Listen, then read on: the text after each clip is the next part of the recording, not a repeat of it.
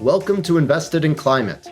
Protecting the planet and decarbonizing the global economy is the challenge of our time. We all have a role to play, and the opportunity we face is unprecedented. Invested in Climate aims to help people do more to address climate change through their work, investments, lifestyle, and activism. I'm your host, Jason Rissman. I support a growing community of top climate and ESG leaders as the Chief Experience Officer at Nationswell, and I'm an advisor to the climate practice at IDEO. I'm also an investor and startup advisor, and when it comes to climate action, I know I'll be a lifelong learner, always looking to have more impact. If you like what you hear, give us a good rating on Apple, Spotify, or wherever you found us. Sign up for updates and suggest ideas for future episodes at investedinclimate.com. Follow us on social, subscribe, and spread the word. Thanks for joining. Our advisory practice was signaling many leading indicators that sustainability-based infrastructure was set to explode in growth. In 2013, we were periodically receiving emails from investors asking if we knew anything about these kind of funky projects converting things like manure to gas. By 2017, it was probably every other inbound email we were receiving. And it was spreading across asset classes very quickly. So we were starting to see more in fuels, energy, agriculture, waste management, et cetera. So we thought to ourselves, if we can get ahead of the curve and become extremely deep subject matter experts in these sectors by just solely dedicating our growth to them, that we would amass significant experience and it would be very difficult for other competing firms to try to catch up to us once they really became the dominant sectors that people were focusing on. Hey everyone. The climate transition we're living through brings so many opportunities to rethink our infrastructure, it could easily be the entire focus of this podcast week after week. Today's episode focuses on a handful of those opportunities, converting waste into valuable upcycled materials, renewable energy infrastructure, biomass, biofuels, and more. We're joined by Ben Hubbard, CEO of Nexus PMG, a company that advises and develops a wide range of infrastructure projects. They're a fascinating company, and as you'll hear, they're engineering sustainable solutions for everything from wood pellets to solar farms to dog food. They just received a $50 million investment to accelerate their growth, and leading that round was another fascinating company, GreenBacker Capital Management. GreenBacker is not just an investor, but also owns and operates a portfolio of solar plants, wind farms, and battery storage systems. GreenBacker principal Quinn joins us as well for a conversation that sheds a lot of light on the opportunity to invest in the infrastructure we need to reduce emissions, eliminate waste, and more. Enjoy. Ben, Quinn, welcome to Invested in Climate. So great to have you both here today. Happy to be here. Thanks for having us. Yeah, same. Great. So where are you each dialing in from? Ben, you want to go? Yeah, I'm sunny Dallas, Texas. I am beautiful Palo Alto, California, although I'm based out of New York City. Fantastic. Well, Ben, you might be the first Texan on the podcast, so welcome. Excited to have someone from Dallas. Let's get in with some intros. Ben, will you set the stage for us just by briefly sharing your background, your current role, and a sentence or two about your company? So I'm an engineer by degree, but I'll willingly admit an awful one by practice or lack thereof. I spent the first 10 years of my career working on high-profile domestic and international infrastructure mega projects for one of the world's largest engineering construction companies called Fluor. I worked in some very, very remote locations, such as the South Gobi Desert of Mongolia, some of the outer deserts of Saudi Arabia. But doing so afforded me some incredible boots-on-the-ground project management experience, which ultimately allowed me and my founding partners who worked alongside me out there to come together and form Nexus PMG back in 2013.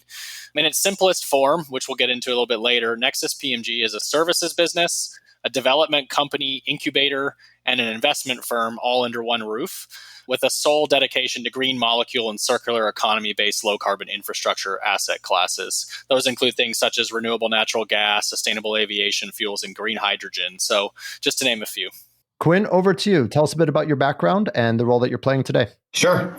So I started my career at NRG, the IPP, out of Princeton, New Jersey.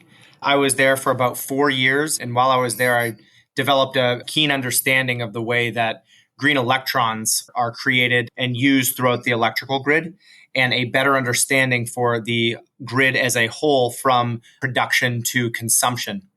After my time at NRG, I moved over to Nomura, where I was part of the founding team of the infrastructure and power finance team at that investment bank, and ultimately grew their direct lending practice on the renewable structured product side to a book of roughly $1.5 billion. After my 4-year tenure there, I moved over to be the first employee, the second person on the growth equity team at GreenBacker. GreenBacker has historically been a asset owner and operator. They launched a new strategy called GreenBacker Development Opportunities in mid 2020. I was hired at the start of 2021 to accelerate the growth of that platform. And that platform invests in developers and companies that are looking to accelerate the energy transition. And over the past 3 years, this strategy has grown to manage roughly $300 million and invest across roughly 15 portfolio companies, one of which is Nexus. And we're very excited about our investment in Nexus because it is the first time that we are branching out of our traditional investment in green electron creation, distribution, and management into the green molecule space. We'll get into it later in the podcast. Our investment in Nexus was predicated on the fact that these guys have the services business, which gives them a extremely deep knowledge of the space and allows us to work with Nexus on subsequent investments into the green molecule space. Thanks, Quinn. That was a perfect pass back to Ben. Let's go a bit deeper and understand what Nexus PMG does and really what sets you apart. I understand that you initially worked in oil and gas. That helped you develop a unique approach to understanding the risks of different types of infrastructure projects. Tell us a bit about the origins of the company and the unique approach that you bring to market. Most of our experience prior to forming Nexus was in mining, metals, and largely fossil fuel-based projects. So as you can imagine, in the early years of Nexus, we were 3 founders, young, scratching and clawing our way to earn business, largely stuck to what we knew and where our experience was. Despite being young, to posture ourselves as a consulting firm, we were able to utilize some data-driven analysis techniques and tools that we had built to differentiate ourselves. We had learned that there is a significant difference between paper-based risk and practical implementation risk, which we often see a massive difference in the market from an investment perspective and underwriting perspective. And it was the latter that investors were truly looking for to understand from their advisors. And so I think our unique approach to being very pointed in how risk will actually materialize rather than what it looks like in a contract was what really started to differentiate us. It was this approach to capturing and conveying that risk that earned us our first client. And then over the next several years, 1 became 2, 2 became 4, 4 became 8. And I'm proud to say that today we represent over 100 clients spanning across investors, technology companies, Fortune 500s, and developers. Great. And tell us a bit about the transition you made in moving away from fossil fuel projects and focusing instead on sustainability projects. So in 2017, where we really began to experience our significant growth trajectory, started to align with our decision to dedicate entirely to infrastructure projects that would reduce carbon intensity. This meant no more projects that did not reduce carbon footprint or enhance resource efficiency. In other words, most of the work that we had been executing. So it was a big decision for us. But the decision just stemmed from largely personal and professional reasons. Personal in that we all wanted to build something that would make a positive impact, that we could be proud of, that our children could be proud of, and professional in that our advisory practice was signaling many leading indicators that sustainability-based infrastructure was set to explode in growth. In 2013, we were periodically receiving emails from investors asking if we knew anything about these kind of funky projects converting things like manure to gas. By 2017, it was probably every other inbound email we were receiving. And it was spreading across asset classes very quickly. So we were starting to see more in fuels, energy, agriculture, waste management, et cetera. So we thought to ourselves, if we can get ahead of the curve and become extremely deep subject matter experts in these sectors by just solely dedicating our growth to them, that we would amass significant experience and it would be very difficult for other competing firms to try to catch up to us once they really became the dominant sectors that people were focusing on. And in large part to the pandemic and in large part to just the hyper-focused and media attention that is now on sustainability, that played out really well for us. And we are considered now a leading player in the space because of that decision. Ben, I'm eager to get into some examples to make this more tangible for our listeners. And I'm aware that there's several different types of projects that you've taken on, but also I'm aware that you have several different types of products that align to different use cases. So perhaps you could tell us about both through a few quick examples.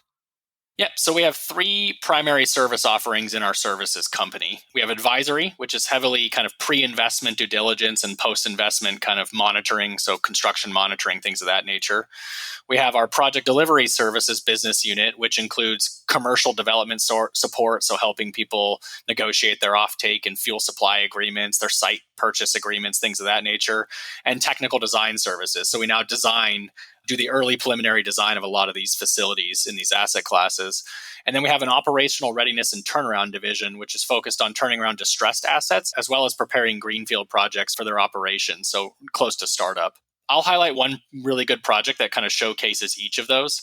So from the advisory perspective, a company we worked closely with through the Mark Cuban companies who had made an investment was a company called Chapul Farms. Really interesting business that is focused on converting waste streams. Right now, they're mostly focused on DDGs and spent grains from the ethanol industry, and using conversion technology and biological process to make black soldier fly larvae. So essentially, the larvae bioconvert, and then they dry that larvae and largely sell it to the pet food industry. And if you actually look at the back of a lot of kind of the more modern up and coming pet food brands, you'll actually see BSFL, black soldier fly larvae, as a key ingredient because of its extremely high protein density and sustainable characteristics. So we were able to support them from an advisory perspective, and then ultimately ended up loving their business so much, we actually made a multi-million-dollar investment and became a partner with the company. We've designed their first facility. We've been co-developing their first facility with them. I sit on the board and played a really material role. So it's a good example of where our advisory practice is really an anchor to other aspects of our business. We also have another example is a company, like I mentioned earlier, that we do a lot of incubate development companies. One of such is called Pathway Energy. I think you'll find this fun and fascinating. And the top of the conversation prior to, you and I were briefly chatting about wood pellets. But in this particular business, Pathway Energy is developing projects that utilize woody biomass and converts that woody biomass into sustainable aviation fuels while capturing 100% of the CO2 stream and sequestering it offshore through a Class 6 well, which are essentially subsurface rock formations that allow for the long-term storage of CO2. Really exciting development platform. Its CEO is one of the 5 partners in Nexus, and as part of the GreenBacker investment, we spun some of these development platforms out formally, and they have their own leadership teams. And Nexus, a services business, as you can imagine, is providing a lot of support to that development platform. So not only did we invest in it, but we're also doing a lot of the engineering work and a lot of the support work from a services perspective. So that one's pretty exciting. And then on the last example for the operational readiness and turnaround work, and this is one we're probably most proud of, is a business that we partly own called BioNorth Energy. Back in 2020, we actually acquired a 38 megawatt distressed biomass fired power plant in Fort St. James, British Columbia. So the asset was really struggling. They couldn't get it to run effectively. It was negative cash flow. So we went in and we were really blessed to partner with the First Nations tribe in the local area by the name of the Nexus, as well as a company called Aero Transportation Systems, which was one of the largest trucking companies that moved all the biomass in the region, which was obviously a critical piece to a biomass power plant. The 3 of us came together, we acquired the facility, and I'm happy to say that over the course of 2 years, that facility is now running as a top 5% asset in its class and has done a tremendous amount for the local tribe, for the local economy, for the job force, and largely for the environment. We've done some really amazing things alongside our partner in the Nexus to really impact the environment in the local area. So those are kind of 3 examples of places we play and things we've done. Incredible. Well, thanks for those examples and everything from biomass to pet food. Maybe separate episode. We want to hear about the quality and the taste. There's a video of me actually eating grasshoppers and black soldier fly. So I'll dig that one up and send it to you. Right, great. Ben, for the advisory businesses, who are your clients? Who do you work with? What kinds of investors or other groups bring you into projects? Yeah, so proud to say today we represent about 80 different investors. We support dozens of infrastructure credit funds, such as like Apollo, Blackstone, Riverstone, a lot of the big names, GIP. We work with a lot of venture capital firms and incubators to help we call it cohort advisory. So if there's a group that's made 5 or 6 investments into some really early stage carbon capture technology businesses, we'll come in and support from an advisory lens their portfolio and cohort of companies, mostly from the perspective of how to constantly remind them that not only does your technology need to evolve technically, but it also needs to be in consideration of what is economically viable and what is going to allow infrastructure funds to later on come in to actually scale this. So we provide that lens so that they don't go down a pathway that makes something great but loses a ton of money. And the practical reality is there has to be economic viability to a lot of these growth technologies. And then we also work with a tremendous amount of private equity firms and equity investments both into projects and development companies in everything from, like we mentioned, biomass to wood pellets to sustainable aviation fuels, renewable natural gas, lots of anaerobic digestion, thermochemical conversion of waste streams. We do insect agriculture, vertical farming. So a lot of really amazing things, as Quinn noted, that are really more on the molecules and process design side, not so much focus on traditional wind, solar, and battery type energy platforms. And then we do a lot of work for the tax-exempt municipal bond space. So we do a lot of support for them on their investments, as well as looking at kind of bond ratings and bond monitoring and help them throughout their process, both pre and post investment. So it's a pretty wide range of companies on the advisory side. Thanks, Ben. Quinn, I think it's a good time to bring you back in and hear from you about GreenBacker and why you invested in Nexus. Tell us about the opportunity you see. So at GreenBacker, we predominantly look for the right management teams to grow these businesses. And after looking extensively for an opportunity in the green molecule space and being very prudent and disciplined in our search, we met Ben and his leadership team through a mutual connection. And what we were originally really drawn to was the level of technical and financial acumen carried by the founders and partners of Nexus. As we continued our diligence of the company and evaluated this transaction, we kept hearing from Nexus's clients and partners over and over again about the stellar quality of the management team on those two fronts, being able to not only come with the wherewithal to address all of the physical issues on the ground, but also carry in their minds the return profiles and the real world financial implications of each of these. But maybe last and most paramount, that was most impressive, was their ability to address and mitigate this real world risk versus the paper risk that Ben was talking about before. And I think the hallmark of that is the BioNorth asset up in British Columbia.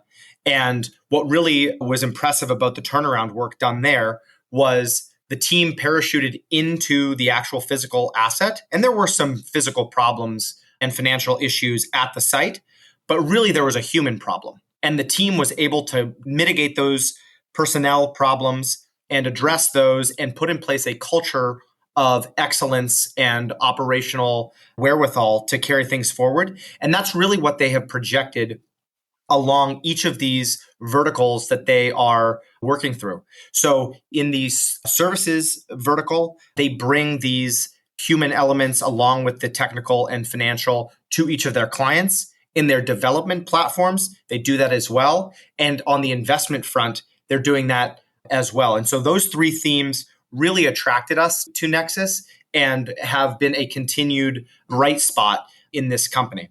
The last thing that I would mention is that there is a very kind of, in a way, a selfish piece of this for GreenBacker that I alluded to at the top, which is we now are inextricably linked to the leading consultant in the green molecule space. So as we continue to explore investments in the sector, we will have the best and brightest minds there to assist us with our diligence, both in terms of market diligence, technical diligence, and financial diligence. Let's go deeper into that point, Quinn, because I'm aware that GreenBacker really isn't a typical investor. And sort of like Nexus itself, you've got multiple business models. And I see that you're also an independent power producer that actually owns assets generating clean energy, and that you own and operate infrastructure yourself. So tell us more about how you hope to grow those other parts of GreenBacker as a strategic investor in Nexus. So GreenBacker currently has two main fund strategies. One is referred to as GREC, GreenBacker Renewable Energy Corporation, and that is the IPP business. That business has two funds for all intents and purposes and owns and operates assets as an IPP delivering green molecules to its customers. The other strategy is the strategy that I invest out of called GreenBacker Development Opportunities. And we are investing in management teams and corporations accelerating the renewable energy transition. Nexus is a valuable and integral part of that holistic story, as both of these strategies are looking to invest more heavily in green molecules going forward. It has definitely not been a focus of the firm historically, but we see this accelerating very quickly through the next 10 years. And it's imperative to us that we have the right folks who can help guide these investments as we go. Thanks, Quinn. Ben, if I'm not mistaken, the round that Quinn and GreenBacker invested in added up to a $50 million equity round. Congratulations, that's quite a feat. What will that capital infusion allow you to do? Yeah, thanks, Jason. I appreciate that. We spent the better part of 10 years growing the company without raising any institutional capital, largely funded through partner equity as well as operating cash flows via our organic growth, as noted. And this is something we're pretty proud of. But yet, after 10 years of becoming subject matter experts in these fields and recognizing the incredible growth trajectory of the markets that I mentioned prior, coupled with our kind of insatiable entrepreneurial appetite as a management team, we knew it was time to bring in some outside capital to accelerate our growth. It was almost more obvious than anything else. I'll state there as well, we are very thrilled to partner with Quinn, the GDev team, as well as you might have saw in our press release, Ontario Power Generation's pension fund and Liberty Mutual joined in on the round. So we're really excited. And it's been 6 months since that deal consummated, and we are incredibly thrilled with the support we were receiving. The dynamic and the flow of communication has been tremendous. So I know there's a lot of folks who get a little bit hesitant and get a little nervous around raising institutional capital and how that could change their business from a cultural perspective, but for us, it's been extremely welcoming, and the team has been incredibly valuable thus far, and I don't expect that to change. With that capital, we intend to expand our existing core services business by kind of proactively hiring top-tier business development talent and expanding our relationships with corporates that are seeking to meet their sustainability targets. We're also using a portion of the capital to seed some of those early-stage development platforms that we mentioned. There are two predominant ones, Nexus W2V, which is focused on converting source-separated organics into renewable natural gas with a focus up in the Northeast Corridor, where there's a lot of organics diversion laws in place. And then another one called Pathway Energy, which I mentioned earlier, which is focused on sustainable aviation fuel production from woody biomass. They're both developing greenfield projects in those areas, and we have provided a pretty sizable amount of capital to allow them to kind of incubate, and then independently they will be raising much larger sources of capital from the capital markets. The balance of our capital is going toward advancing our appetite to acquire additional distressed assets and utilize our services business to turn them around, as described earlier. So we would like to ideally replicate what we did up there in Canada more times. And there are a number of those assets emerging, unfortunately, as a result of a lot of the change in how debt is priced today and a lot of the uptick in folks who are exposed to those debt price increases. A lot of the subsidies that are driving these asset classes have declined in value. So there are some. And then a lot of folks are really just struggling from an operational and technical perspective. So we believe there's a significant opportunity to deploy our capital that we raised into that and accelerate that strategy. So that's the main three areas where we're focused on utilizing our capital. Ben, I'd love to double click into the opportunity around sustainable aviation fuel. I've heard of ethanol being a source for that, but I haven't heard of woody biomass as being a key ingredient. Tell us more about that use case. The one nice thing about woody biomass is that it can be homogenized. And by that, I mean, you've probably heard of the wood pellet market, perhaps. It's probably the closest thing as it pertains to being uniform and to spec that coal is. And when you talk about the technologies that are available today to create syngas, which is required to essentially go to things like hydrogen production or sustainable aviation fuels or renewable natural gas, you need thermochemical conversion technologies. You'll often hear them referred to as gasification technology or even pyrolysis, but essentially really high temperature heat and pressure to essentially burn whatever it is you're putting in order to create that gas stream. But it's extremely difficult to do in practice because what has been done over the last 50 to 100 years, predominantly born out of World War II, was the gasification and conversion of coal, which every day it comes in the same size, the same moisture content, the same shape. When you start looking at things like food waste and organic waste and all this, it's different every day. You might get plastic one day, you might get banana peels the next day, and it's really hard to have a technology that can handle that type of non-homogeneous approach. So at Pathway Energy, we have leveraged the wood pellet industry to essentially be able to take in a very uniform product, which is a wood pellet. It's the same roughly 3 to 5% moisture content. It's the same size. It looks and acts and feels a little bit more like coal than anything else out there. And that allows you to have a lot more operational integrity with your technology process packages.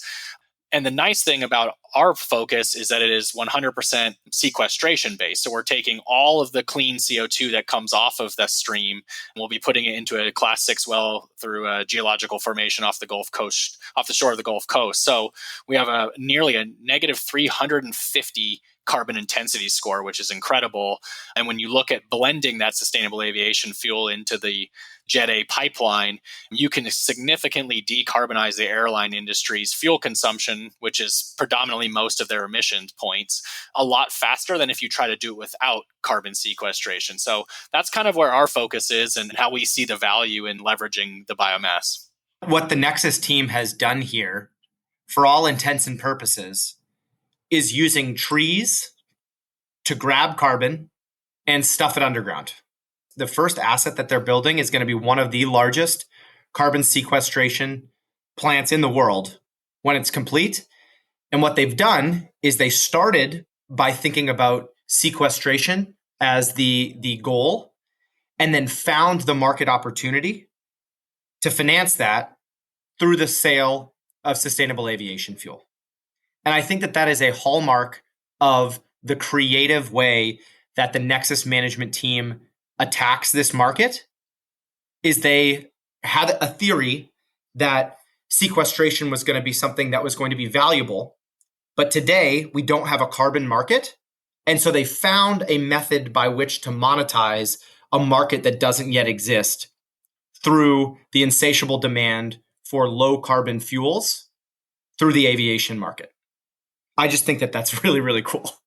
Walk us through your response to some of the concerns around sequestration approaches. And in particular, if you're sequestering carbon through trees, there's risks of fire, there's risks of double counting. And ultimately, if you're using the biomass in a combustible form, you're still creating emissions. Yeah, no, it's a good question. And one you can imagine we get asked a lot over the years.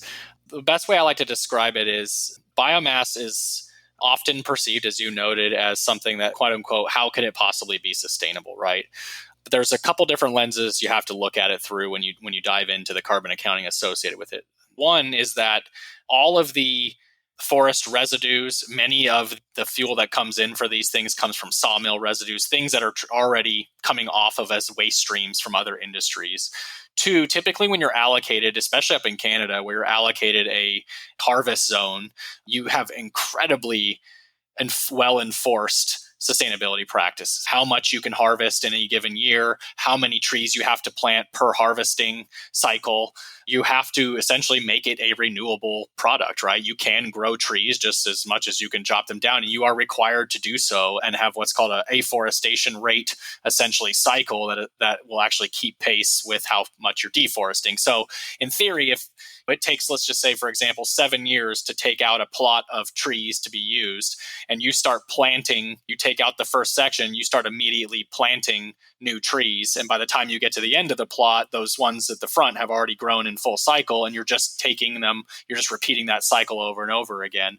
As well as many of the times, I don't think a lot of people unfortunately realize that a lot of these fires that are happening all over the world from these forests are stemming from poor forest management practices. When a forest ages over time and all of its branches collapse and all of its leaves collapse, and it starts basically creating a tinderbox and can easily ignite very quickly. So a lot of the places that we're looking to do business are actually utilizing and actually in many cases government supported to help actually clean up a lot of the forest residues and a lot of the biomass that's actually high hazard risks to forest fires, and giving that an outlet in something like what we're describing here. So that's on that side of the house.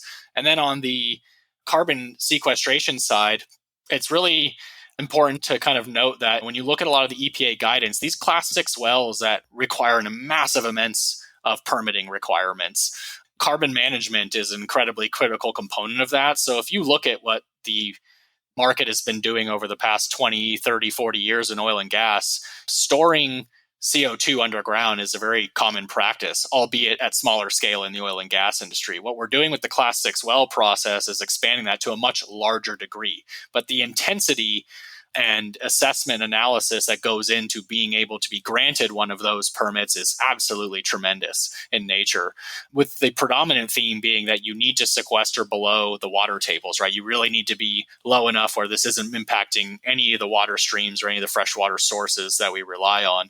These companies like Chevron and Exxon and a lot of the big oil and gas majors have been doing this for a while, but now it's going to a larger scale. And there is a tremendous amount of geological expertise, technology expertise that goes into this. Obviously, we'll see how it all plays out over the many years to come. But I think the majors and a lot of folks like us feel very, very confident that storing carbon on geological offshore formations, which has been done for many years, can be done at this scale very safe and effectively and will be heavily, heavily regulated and monitored. Thank you, Ben. Given the roles that you're both playing, you clearly have a lot of insight to the various investment opportunities that are central to addressing climate change. Things like waste to value in the circular economy, biofuels, biomass, and as you've just mentioned, renewables, carbon capture, and more. So I'd love to hear you talk about the spaces that are most exciting to you. Quinn, let's start with you. Hearing Ben and the Nexus team talk about the sustainable aviation fuel standpoint and especially this carbon sequestration, I get very excited about the low to negative carbon fuel market. Maybe responding a little bit to your previous question and piggybacking on what Ben said, I think that there is a huge opportunity to address some of the criticisms that exist for carbon sequestration and forestry management. And I think there is a place for regulation to play there. And we hope to have strong regulation in place, holding everybody to the highest standards, because I think that there is a risk of greenwashing occurring here. And I want to ensure that this industry does this the right way. Coming back to this question specifically, I think that it is, when done properly, the way that the Pathway team is going about this, this is an opportunity for very, very large change in the energy transition to begin to show a method by which low and negative carbon fuels can be created, because there is a very serious need to decarbonize certain tough to decarbonize markets that mostly are molecule focused. So I'm immediately thinking about chemical processes, concrete, steel, some of these largely emittive industries that historically haven't benefited from the electrification of a lot of other industries. And I think that Nexus and its subsidiaries will be able to play a role in that transition and especially address some of those tough to decarbonize sectors. The other place that I'm very, very excited from a GDEV perspective is allowing the evolution of the electrical grid. I think that we have largely cracked the code on how to drive down the cost of producing green molecules. Wind and solar are now delivering an extremely low levelized cost of energy. And that is a victory that now needs to be accelerated in terms of scale. And we need a lot more investment in that space. That being said, the grid is extremely old and the grid is struggling with investment. And where I see a very, very large market opportunity is in kind of what we think about as grid edge technologies. These are going to be batteries used as transmission. These are going to be energy efficiency platforms that can help companies and individuals reduce ultimate consumption. This can be microgrids and things of this nature. So we figured out the production side of green electrons. Now we need to figure out the distribution and transmission side in a much more efficient way. And I think that there are multiple opportunities out there right now and very smart people working on them. And that is a frontier that I'm focused on as well. Thanks, Quinn. Ben, what about you? You've got your finger on the pulse of the infrastructure space. What are the investment opportunities that are most exciting to you right now? So an area like I personally enjoy and have a passion for is actually in waste to value space, which is mostly focusing on food waste, source separated organics, tires. You just think about the hundreds and hundreds and hundreds of millions of tons of waste we produce here that largely goes to landfill. That is not a sustainable long-term practice, right? We cannot stick stuff underground forever. And many states are imposing laws that are forcing the development of asset classes that will be forced to figure out how to deal with these in a more sustainable way. So I really think that there's a tremendous opportunity and almost an endless supply chain of waste streams, largely in food waste and agricultural waste, that can be converted into things like SAF, like renewable natural gas, like green energy, et cetera, through what are becoming pretty well-known technologies, processes like anaerobic digestion, pyrolysis, and a few others to name. But I just really believe that when you look at, no pun intended, the mountain of an issue in front of us as it pertains to the amount of waste we produce, and that sticking it underground is not a sustainable solution, there is ripe for opportunity, because when you just think about everything you've ever thrown out in your life, that can be converted into something more valuable, whether it's an old laptop, it's your old dishes, it's your tires that you get rid of, it's the oil, right, that comes out of your vehicle when you change your oil. There's businesses focused on taking that and upcycling it into marine diesel. There's companies taking food waste, making renewable natural gas. There's companies like Japool taking spent ethanol grains and making insect agricultural larvae out of it. There's companies pyrolyzing tires to make carbon black that goes back into tires. I mean, it's just really, really tremendous when you think about kind of the recycling, waste management, and upcycling business. I truly believe that will be one of the fastest growing segments of sustainable infrastructure. Tell me about the policy space and how it's been helpful or perhaps hurtful to the market that you're focused on. Seemingly, the Bipartisan Infrastructure Law and the IRA would both likely offer enormous tailwinds for you. Is that the case? And what else needs to happen from a policy perspective? So subsidies have played a really great role over the past 20 years in advancing many of these. Obviously, wind and solar is kind of the case study of putting in things like the PTC and ITC and allowing the cost of capital to come way down over time. And you kind of hope that any subsidy eventually is not required with a long enough tenure of time to allow the market to evolve to the point where it's not required. In places like green molecules, the predominant ones to date have been the RFS, the Renewable Fuel Standard Program, which is a federal program. And then you have a California-based one, which has been a huge anchor, which is the Low Carbon Fuel Standard, the LCFS. Those have been tremendous in growing the renewable natural gas industries with all of the subsidies that supported those. But you need that across many different asset classes to see the same type of growth. And the IRA is the framework that I believe is set to do that.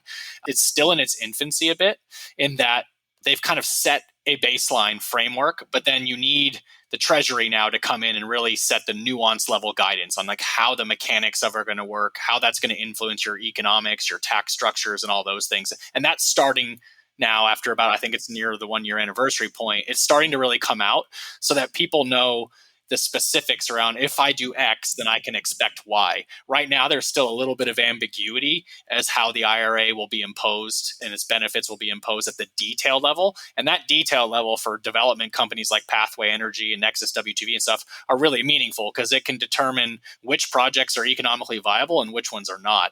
So that uncertainty and ambiguity is being cleared up.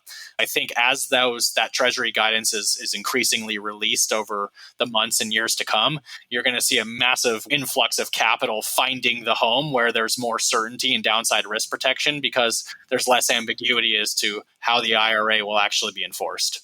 I'd absolutely echo what Ben said. I think we're very grateful and excited for the IRA and the subsidies that has brought along. Clarity in terms of Treasury guidance is imperative here because once we have that clarity, we will have roughly 9 years left of clarity, which is the first time in the renewable energy market that we've had a runway long enough to be able to start making long-term decisions based on what we have, the rules of the road and how they've been set. So as quickly as we can get clarity on how credits can be transferred, clarity around some of the DOE loan program office, when we see those financings starting to come through, I think that that's going to be very, very beneficial to accelerating the industry on the subsidy side. I think the other place that legislation is really needed from the federal level is some form of grid management and interconnection homogenization process. We see trouble all over the grid from ISO to ISO in terms of how developers and operators have to wrestle with the local utilities. And there are massively increasing expenses and very, very delayed timelines that frustrate the efforts of those who are trying to bring clean power onto the grid. It's frustrating their ability to do that. So if the FERC is able to come in and clarify and streamline interconnection processes, I think that that would be a very welcome change, such that there are rules of the road that are set and that are not confusing. And then lastly, I think state level policy is extremely important as well. I think community solar has really, really bloomed in certain states that have set very clear guidance. And when that guidance is troubled or delayed or hamstrung, you can see very serious setbacks. I'm excited for the proliferation of programs like the one that we have in New York State. And I'm excited for other states to perhaps take a lesson out of New York's book and expand those programs across the Midwest and the Southwest. I think there's a real opportunity to roll out some of these sub-transmission installations, and that can really aid the renewable energy transition. Great. Ben, Quinn, thank you so much. So many powerful insights, not just about your business and the opportunities that you're looking at, but also about the regulatory environment. A final question to take us home, and big picture on this. What else will it take to scale low carbon infrastructure projects so that we're able to meet the emission reduction targets that we really need to hit? So this is a great question that has honestly many answers you can come at it with. I kind of want to focus on the one that I believe is the most important, which is risk tolerance and a shift in what's required in risk tolerance.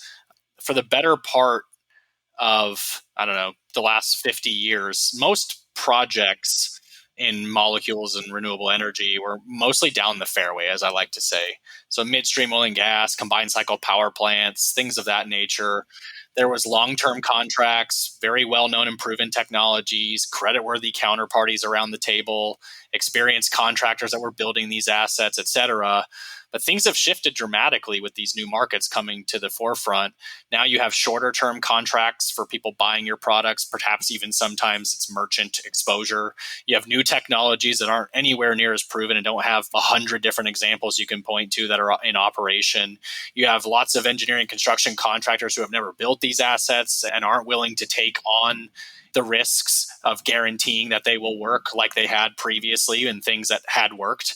There's a lot more non-creditworthy counterparties involved, and especially those things that are involving waste streams and things like that. You have a lot of more mom and pops and traditional trucking companies and logistics companies and freight companies, but they're smaller and it's more decentralized, if you will. But this means that the risk profile has shifted for investors. Oftentimes, it takes a really long time for that shift to occur because it requires that all of those things I just noted mature to a point where they feel comfortable. The problem, we don't have that kind of time. I think what's going to require is a lot of investors are going to have to roll up their sleeves in particular asset classes they're interested in and get really comfortable with shifting their risk tolerance, which will likely come with a shift in more favorable return profiles. But it's going to require infrastructure funds and some of the large capital sources that typically look for something that's much more de-risked to maybe slide down the scale a little bit if we want to solve this problem that we face in a time frame that we require. Thanks, Ben. Quinn will give you the final word on this. I think it's going to require a full court press from every single aspect of the industry. I think investors need to be more aggressive about deployment and understanding the risks that exist in traditional molecules and energy production through fossil. They need to be more aggressive in the transition to these new technologies and products and contracting structures. It's going to require legislative support and subsidies coming into the market. It's going to require operators to be more creative and thoughtful in the way that they solve issues, the way that the Nexus team has looked at carbon capture and said, how can we actually do this in an economically viable way? It's going to require municipalities and co-ops to come to the table and work with partners on how to get their power cleaned up and maintain the reliability that they need and manage their waste streams. It's going to require the transport sector to come to the table and say, how do we either electrify or shift to low emission fuels? There needs to be a all hands effort in this gargantuan task that we have, because I am, perhaps for being in this industry, a little bit skeptical that we're able to achieve what we need to do to meet the 2 degrees Celsius target by 2050 unless truly everything aligns. And we're all pushing towards that, but we need to push harder.